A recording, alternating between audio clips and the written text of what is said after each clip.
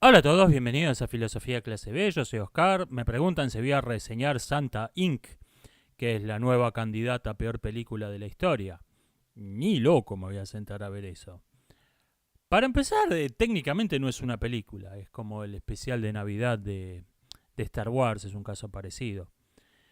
Y segundo, no es divertido.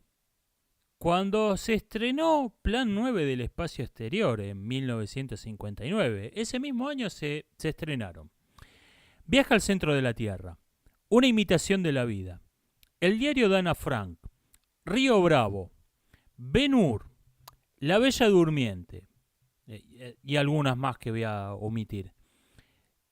Eso es divertido. Supongamos, no he visto Santa Inc., pero supongamos por hipótesis que es un poco peor que Mi Pobre Angelito 6 o Thunder Force. Vamos a concedérselo.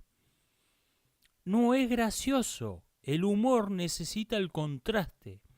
Necesita, para ser divertida, Plan 9 del Espacio Exterior, necesita que Ben Hur esté en cartelera, que esté en programa del día. A, Ben Hur, B, Plan 9 del Espacio Exterior. Eso es divertido. Um, por ahí vamos a suponer que esto es un poco peor que lo que se filmó, el resto de lo que se filmó en 2021. Y no es gracioso, no es divertido. Y esto es lo que mucha gente no lo entiende, que sigue eh, mencionando candidatas a la peor película de la historia. Aparecen prácticamente todos los años una candidata nueva. Probablemente, objetivamente lo sean. Pero no es gracioso. No hay contraste. El humor necesita contraste. Ah... Ucrania envió 125.000 hombres a la frontera con Rusia. Rusia envió 90.000 hombres para prepararse para una invasión. Ah, está complicado el asunto. De todos modos, yo creo que esto es una jugada diplomática y no una jugada militar. No es para asustar a los rusos esta movilización de tropas, es para asustar a los diplomáticos.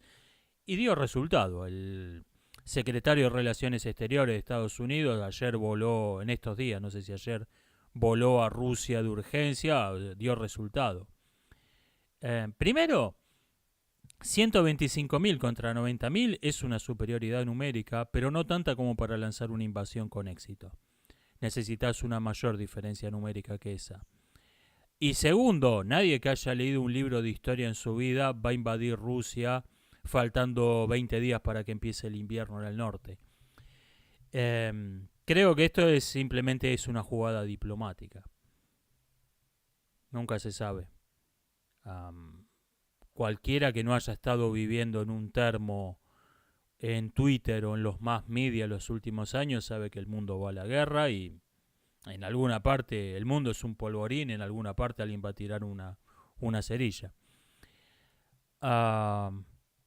Me quedó grabada una anécdota que contaba Agatha Christie, que se levantó una mañana, tomó el desayuno, agarró el diario, abrió el diario, titular de portada: asesinaron en Sarajevo al archiduque Franz Ferdinand. Y su reacción fue: ah. Uno nunca sabe que... El año pasado parecía que la guerra civil en Yemen, que es esos países que uno... ¿Dónde queda eso? Tiene que buscarlo en Google Maps. Parecía que iba a escalar un conflicto mucho más importante. Así que, ¿dónde va a caer la chispa? No sabemos. El mundo es un polvorín. ¿Dónde va a caer la chispa? Es algo que no podemos saber. Estos tipos son capaces de tirar la chispa de modo totalmente consciente. Victoria, la ciudad de Victoria en Buenos Aires, donde crecí, era famoso una anécdota. Estaba un zapatero que había venido, era un refugiado, había venido escapando de la guerra. Argentina era neutral en la guerra. Y había puesto una zapatería en Victoria. Y va un cliente con un reclamo y el zapatero lo mira y le dice: no, esto es otra cosa distinta. Yo te lo hago, pero te cobro de nuevo. Sí, el tipo que había ido con el reclamo estaba sentado en la vereda el zapatero. Se indignó, empezó a insultarlo. Le mentó a la madre, a la abuela, a la tatarabuela. Le dijo que era un ladrón, un estafador. Agotó su repertorio de insultos antisemitas. Un tipo sentado, el zapatero sentado en la silla, como un Buda, imperturbable. Hasta que al final el tipo se cansó y dijo, ruso de mierda, le dijo. Y ahí se levantó de la silla, lo apuntó con el dedo, ucraniano. Todo lo demás le había entrado por una oreja y le salió por la otra, pero le dijo ruso y se pudrió todo. O sea, estos tipos no se caen muy simpáticos. Qué sé yo. Esperemos que esto no sea nada, esperemos que esto sea un farol para... Esperemos que sea un farol para hacer mover el culo a los diplomáticos, cosa que consiguieron. Esperemos que no sea más que eso. Alejandro Arismendi me dice que él escribe los libros que le gustaría leer. Me parece que es un muy buen criterio para escribir ficción, me parece que es una muy buena idea. En cierto sentido yo puedo decir que creé mi canal con un criterio muy parecido. Tenía ganas de ver un canal que no existía, un canal de YouTube que no existía, ok, voy a tener que crearlo. Creo que es un muy buen criterio. Gato Gamer PR me dice que el último Call of Duty ha incluido la famosa entrevista al desertor del KGB Yuri Bezmenov. Es verdad, ese es otro caso donde medio como señalaba yo la ironía de que, por ejemplo, Katniss Everdeen, la heroína de Hunger Games, se convirtió en un ícono de una ideología identitaria. Esto es verdad, Yuri Bezmenov ha pasado a formar parte del Call of Duty.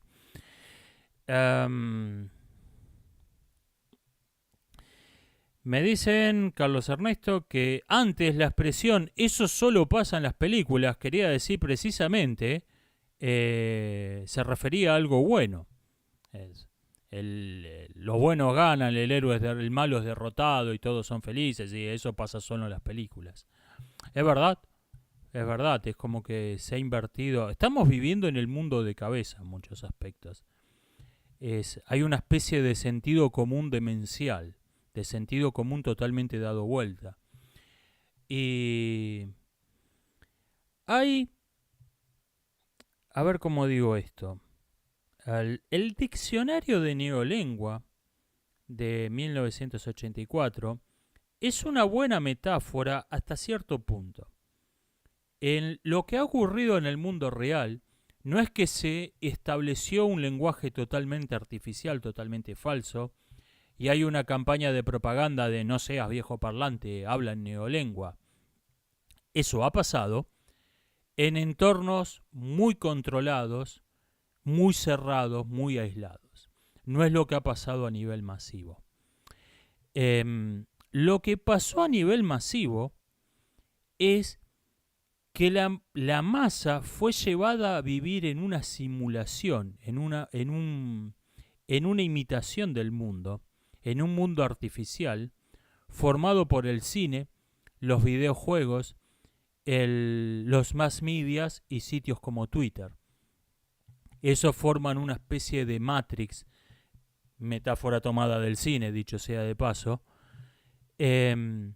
Forman una especie de mundo falso donde el lenguaje evolucionó siguiendo sus leyes naturales, pero en un entorno totalmente antinatural. Es normal que las palabras que no designan a ninguna cosa desaparezcan, porque no tienen uso, y habiendo cosas nuevas de las que hablar, se acuñen neologismos para referirse a ellas. Es famoso que los esquimales tienen 50 palabras que significan nieve y los beduinos no tienen ninguna. Esto mismo es lo que ocurrió en este mundo falso.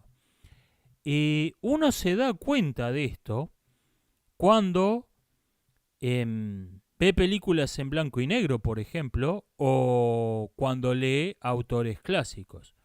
Cuando, por ejemplo, como en mi caso, yo tengo la regla de 3 libros que leo, 2 tienen que tener por lo menos un siglo. Eh, Uno se da cuenta que la gente está hablando de este mundo totalmente artificial, y especialmente el que cree que no está hablando en neolengua, está pensando en ese mundo totalmente artificial, totalmente falso. Por ejemplo, una expresión como el Imperio Romano significa una cosa en una sociedad donde todo el mundo tiene un conocimiento básico de historia, donde la enseñanza de la historia se considera importante, y donde la gente lee libros de historia y lee libros clásicos. Y significa otra cosa completamente distinta, completamente diferente, en una sociedad donde la historia ha sido completamente erradicada de los programas escolares, donde nadie lee libros viejos porque son viejos, para qué lo va a leer, y donde su conocimiento del Imperio Romano, procede de películas de gladiadores de Hollywood. Entonces, no es que en esa sociedad hablen del Imperio Romane, no es este el asunto, siguen llamándolo el Imperio Romano. El punto es que la expresión el Imperio Romano significa una cosa completamente distinta, completamente diferente a la que significaba en donde las personas leían libros de historia. Este es lo que ha cambiado. Es como la persona que juega a las damas usando piezas de ajedrez. Está jugando a las damas, no está jugando al ajedrez. Aunque las piezas sean piezas de ajedrez, lo que importan son las reglas del juego. Y muchas personas que se ríen del tonto que dice todes les pibis, no saben que ellos están hablando en neolengua, y peor todavía, porque ellos no lo saben. El estúpido que dijo todes les pibis, por lo menos sabe que está hablando en neolengua. Sabe. El que se ríe de él está todavía peor, porque está hablando en neolengua y no sabe que está hablando en neolengua. Por ejemplo, me han preguntado en la caja de comentarios, y me han preguntado más de una vez, ¿y cómo le debería, si esto es neolengua, cómo le debería llamar a las personas, a las parejas del mismo sexo? Respuesta: no debería llamarle, porque no existe tal cosa como una pareja del mismo sexo. El concepto de pareja presupone necesariamente un hombre y una mujer. Hablar de una pareja del mismo sexo es como hablar de un par de zapatos izquierdos. 2 zapatos izquierdos, por definición, no son un par. Un par de zapatos presupone un zapato derecho y un zapato izquierdo.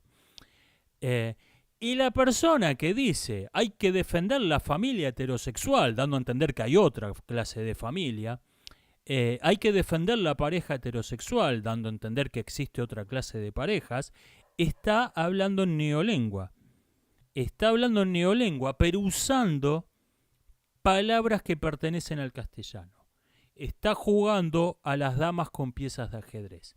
Lo que importa no son las piezas, lo que importa son las reglas del juego. Y esto no tiene ningún caso que yo intente explicarlo en abstracto. El único modo en que pueden caer en la cuenta de esto es leyendo libros que tengan más de 100 años y viendo películas en blanco y negro. Y esto es lo que les recomiendo calurosamente que hagan, porque no es algo que pueda explicar en abstracto. Es algo que no es algo que se pueda explicar en abstracto. Me dice Corporación que... Perdón que le deformé el nick. Que en la última de Ojo de Halcón de Marvel hay una superheroína que es una aborigen marauí, sorda con una pierna ortopédica. Le voy a cobrar derecho de autor a Marvel. Esto me parece que han estado viendo mis canales. Pero no es Witchy, así que es 100% legalmente un personaje original. Voy a dividir el video en 2, nos vemos en la segunda parte.